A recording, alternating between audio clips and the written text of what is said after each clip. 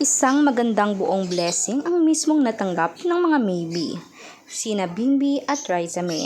Nagkaroon umano ng mga maraming promosyon, endorsements, at talagang ini-invite sila sa mga masasarap na hapagkainan.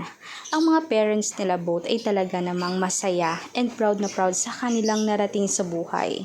Marami ngayon ang mas lalong dumadalo sa kanilang show dahil nga sila ay nagkakasama lagi, nagpapakita ng kaswitan, walang ibang maling ginagawa at talaga namang formal itong si Bimbi na nanunuyo kay Riza May.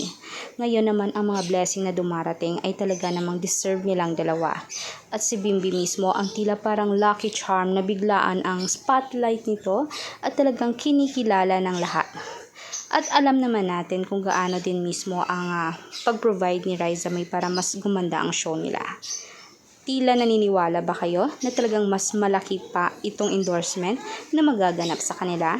Sooner or later ay makikita na natin ang behind the scene, mas lalo pa itong patatalbugin. Kaya huwag kalimutan i-like, subscribe, and click the notification bell. Salamat mga Kasmag News!